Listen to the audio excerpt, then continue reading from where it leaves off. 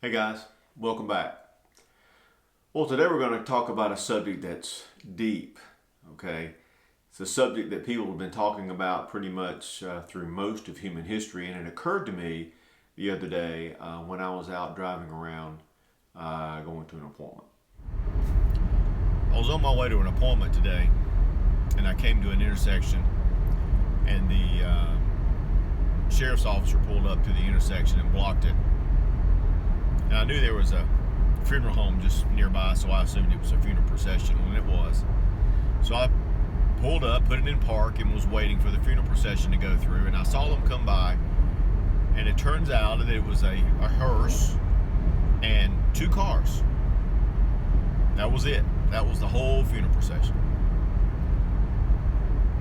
And of course, I'm immediately relieved because I don't have to sit there for another 5 minutes. And then I started thinking about how sad that was for somebody. A funeral procession. Obviously somebody loved them enough to have a funeral. But only 2 or 3 people showed up, obviously, for the funeral. And then I started thinking about, it's a sad thing that someone's life can end and nobody really seemed to care.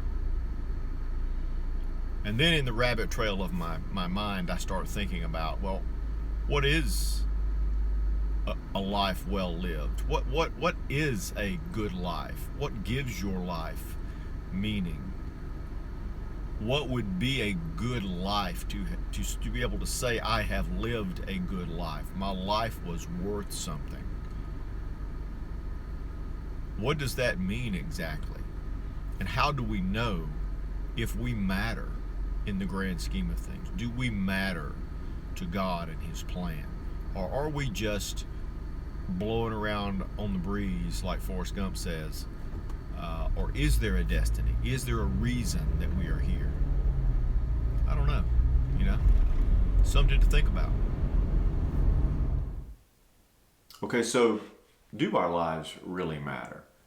Are we important?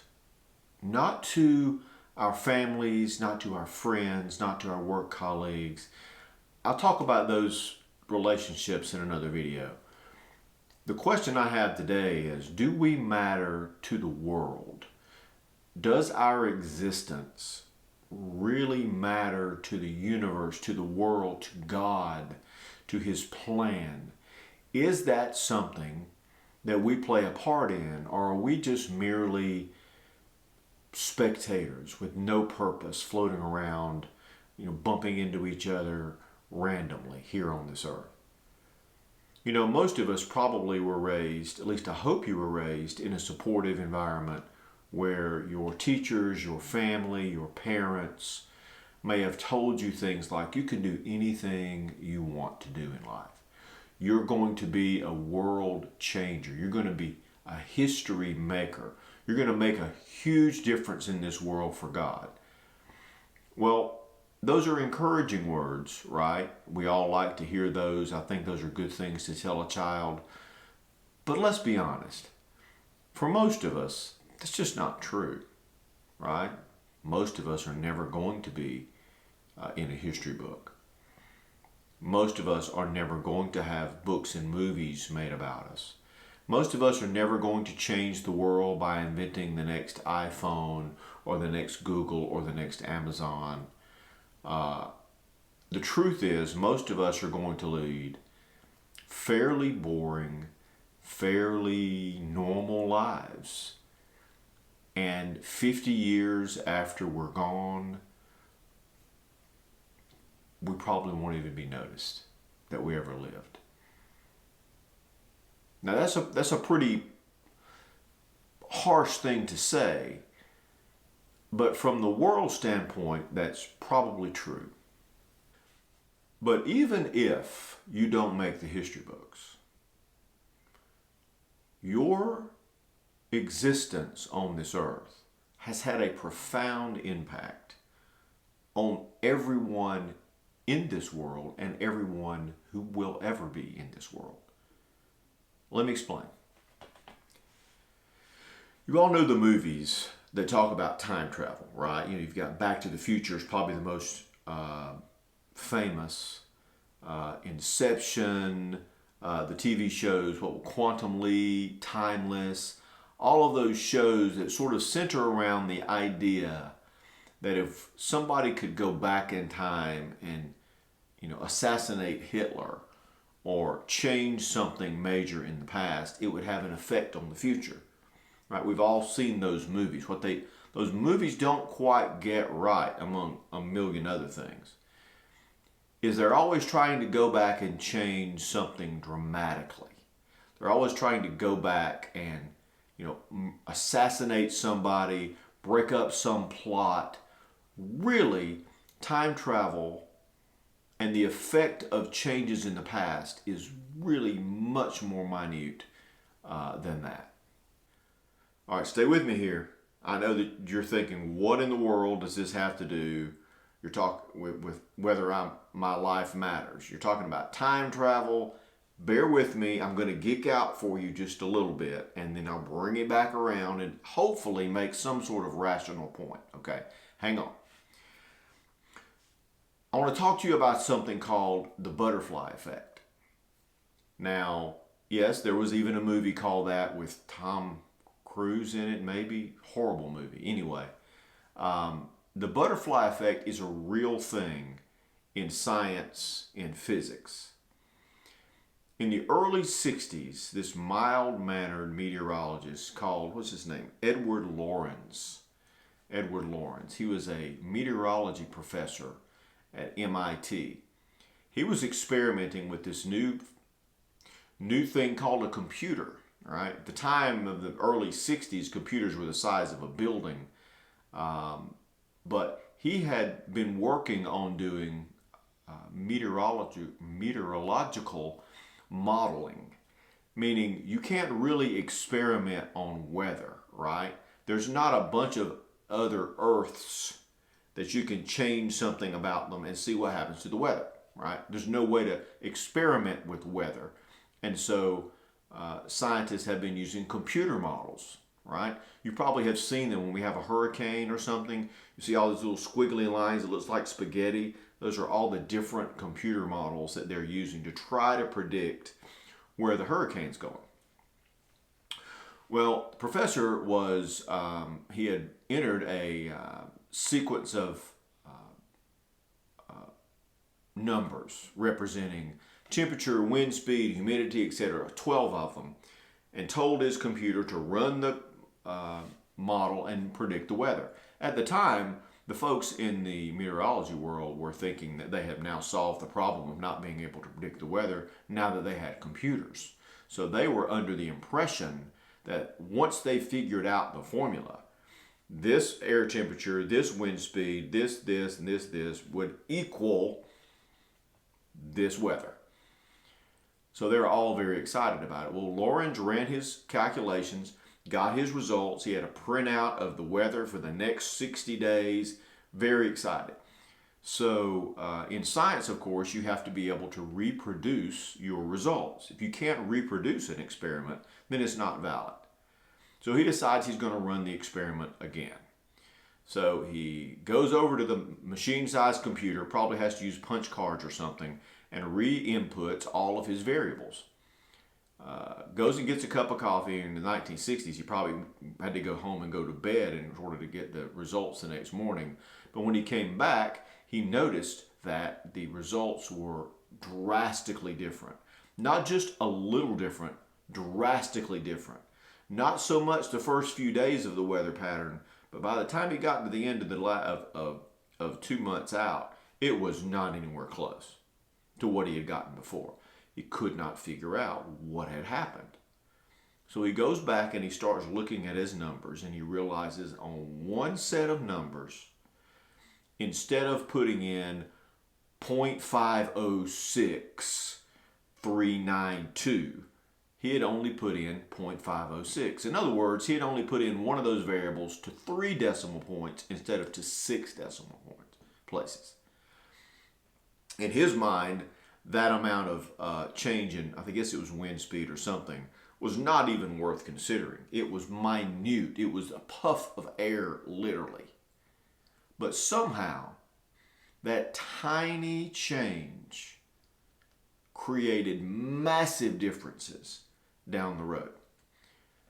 He published his findings, and they were somewhat skeptical of his findings.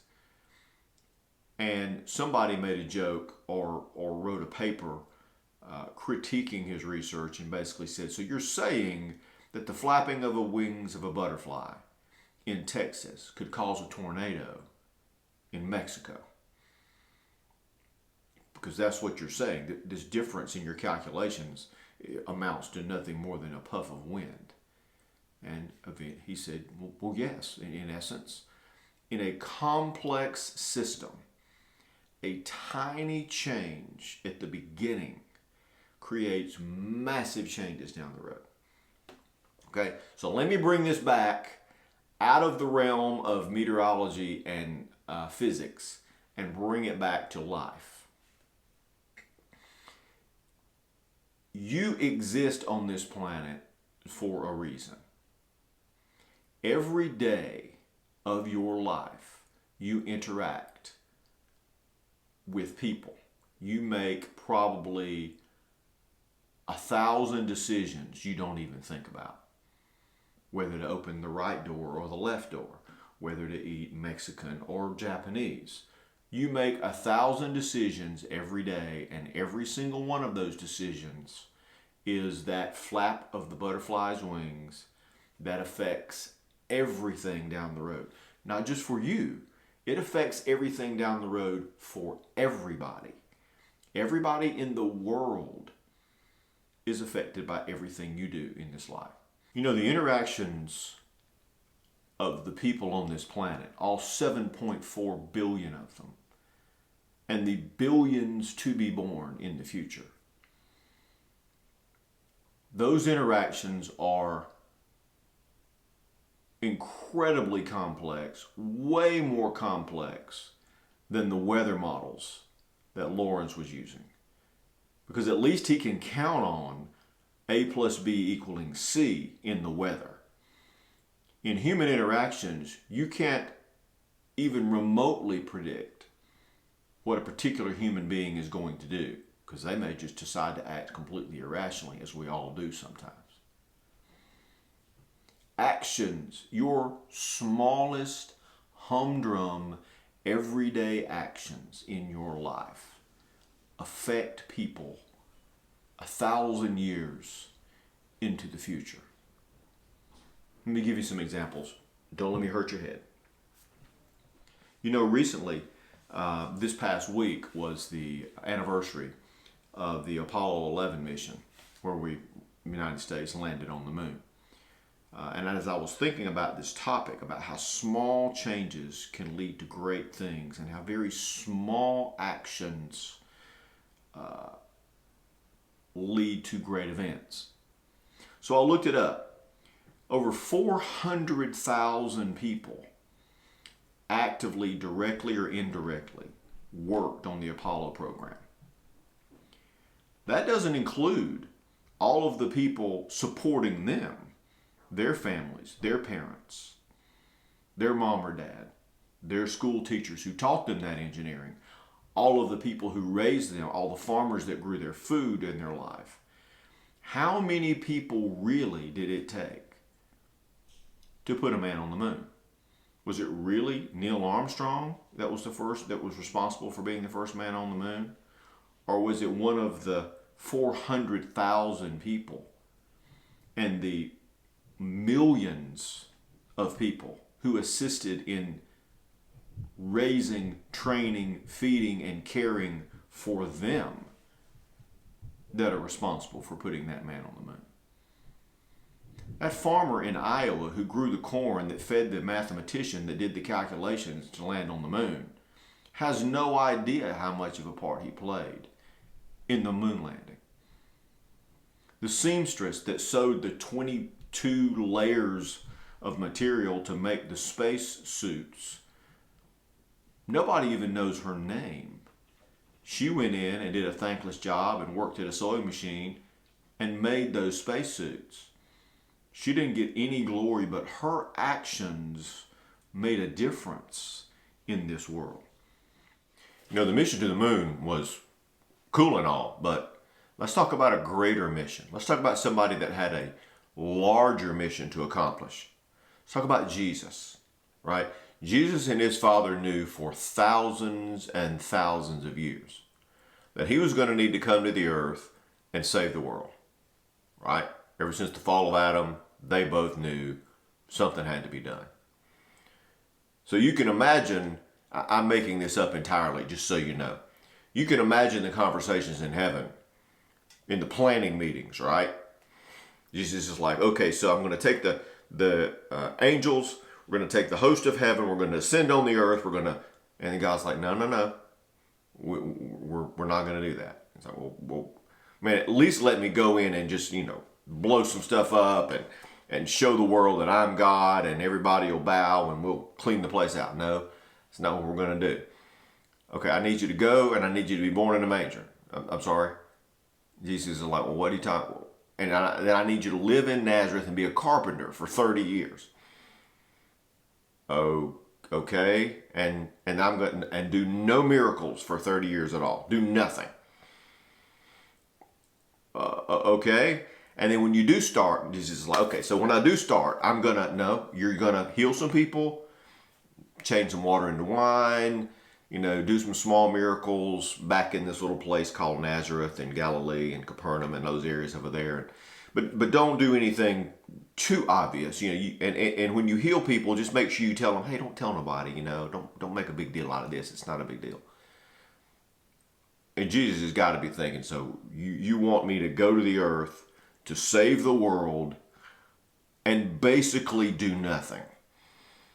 Touch a few lives, do a few miracles in podunk towns around the northern part of Israel where, from the world standpoint, nobody even knows where that place is. And then you're going to die on the cross and you're going to let them kill me? Yeah, so they're going to kill you. You're going to come back from the dead. And when you come back from the dead, no, don't make a big show. Just appear to a couple people, but don't make a big deal of it, and then come on home. Right, that was the plan. So you're not going to make a big deal. You're not going to appear and make a big show on Broadway and make a big splash. You're not even going to do a small little theater group in some local town. You're going to just do some miracles in somebody's basement that nobody's ever really going to hear about other than through the retelling of stories of people that were there later, several hundred years down the road. That's the plan that God came up with. You can see the pattern here. God likes to use the small things for great effects down the road. He is a master of the butterfly effect. Let's talk about the miracles of Jesus, right? Did 37 total while he was on the earth. 37, that's not a small number, but when you consider that he cast some demons out, he made some water, turned some water into wine, he healed some blind folks. In the grand scheme of the world, how much did those miracles really matter? And in most cases, he told people not to go tell anybody. Keep it quiet. Keep it hush-hush. Don't say anything. Don't make a big deal, right?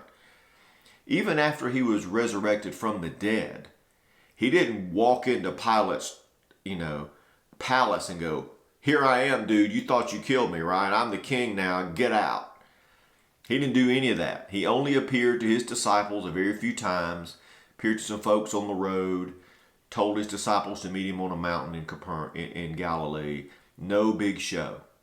No real proof. No real spectacle that he did his job. And then he went home.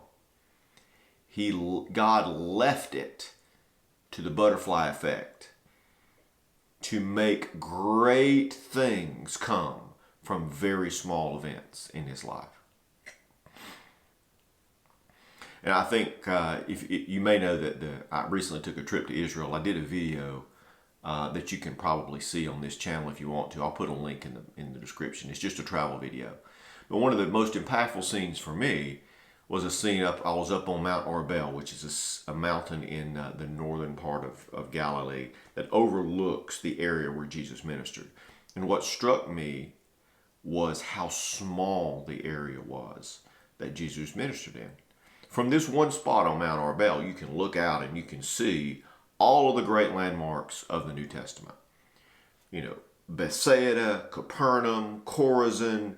He fed the 5,000 there. He fed the 4,000 there. He cast the demons out of the man and into the swine over there on that shore. He walked on the water right down there. You can see basically the entire ministry area of Jesus from one spot. And you can walk around it in a day.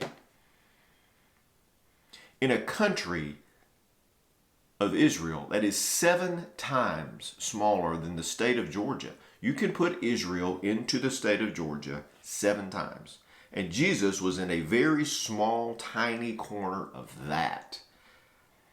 That is how small and seemingly insignificant Jesus was in his day. He came in and spent 30 years building chairs and tables and houses.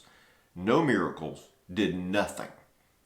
And even when God finally let him go and start his ministry, very small ministry, really. I mean, we make a big deal of it. It was a big deal, but in the scheme of the world, it really wasn't. God uses the butterfly effect, the effect of small actions by seemingly normal people to create huge change down the road. Let's bring it back to a fictional scenario of someone today and see how they play a part in the butterfly effect. You know, in a few months, a girl's going to be born in Augusta, Georgia, to some parents that met on a blind date. Sarah, the little baby, will go on one day to become a brilliant microbiologist. And one day she's going to cure cancer and save billions and billions of lives. Her mother and father, John and Nancy, met on a blind date set up by a friend. Nancy, one morning, pulled out of her driveway, drove to meet John for lunch. They hit it off immediately, and eventually they have Sarah, and she becomes the person that cures cancer. What John and Nancy don't know is that earlier that morning, while everybody is asleep, Howard comes by driving his street sweeper, doing a boring job he hates, and Howard picks up a roofing nail that's sitting right in front of Nancy's driveway. If Howard hasn't picked up that roofing nail, John and Nancy never meet. Sarah's never born and cancer's never cured. Howard has no idea the part he played in saving billions of people from a horrible disease. He was doing a job he hated. He thought he didn't matter. He drove a street sweeper around the streets of Augusta, Georgia, in the middle of the night. Nobody even knows he exists. Nobody ever even sees him. But he plays a huge part in saving the lives of billions of people. Or maybe it wasn't Howard. Maybe it was Brenda, who works at the factory that makes the street sweeper. She installed the brushes on the bottom of the street sweeper and never thought anything else about it. Or maybe it was Juan that changed the oil in the street sweeper that morning so that Howard could drive it to pick up that roofing nail. You'll never know the effects you have on the future by doing your very small, very unimportant job. God has a plan. You just need to play your part, just like Jesus did. Jesus came to the earth and he played his part. He could have done so much more, but that's not the way God operates. God operates through the small insignificant, seemingly meaningless actions that we take every day, and He uses those to change the lives of millions. Your actions, Howard's actions driving that street sweeper that morning, Brenda's actions putting those brushes on the bottom of that street sweeper years ago at the factory, changed the lives of every person on the planet. You have no idea the effect you have today. You may never know. Hopefully one day God will let us in on the part we played in His plan. I think that'd be awesome, but you never know. The point is, don't stop doing what God has set you to do. You know, there's a verse in Ecclesiastes that says, whatever you find your hand doing, do it with all your might. Whatever you set your hand to do it with all your might. In other words, whatever God's put on your heart to do, or whatever you just out of luck fell into, just fell into this street sweeping job, Howard did. But do it with all your might, because you never know what you're going to accomplish. You never know the place that God may put you one day. You never know what the kind word's going to do. You may never know that, you know, the building you build on that construction site, the nail you drive that day, may have a huge importance in the future. Don't feel insignificant for flapping your wings every day. You are the butterfly that may cause the storm in Mexico. God's job is to see those things, to orchestrate those things, and use normal people in normal situations to reach the outcome He desires. You know, who knows how many things God has tried to do in this world that have failed because normal people got fed up with their seemingly boring day-to-day life. What if Howard hadn't shown up for work that morning, right? Then cancer's not cured. How many times has God tried to do miracles on this earth that got aborted because of people who didn't do the boring day-to-day job that God had set them to do? You matter. Flap your wings like the butterfly, even if you never see the storm that you cause. Let God do the rest, because you are important. Well, that's all I've got to say about that, as Forrest says. If you enjoyed the video, click on the link at the bottom to subscribe to the channel so you'll get the next video. Or you can send me a friend request on Facebook. I'll put my profile in the link in the description down below if you want to send me a friend request. I'll add you and then send you a message when I put up a new video. Anyway, that's all I've got to say. See you soon.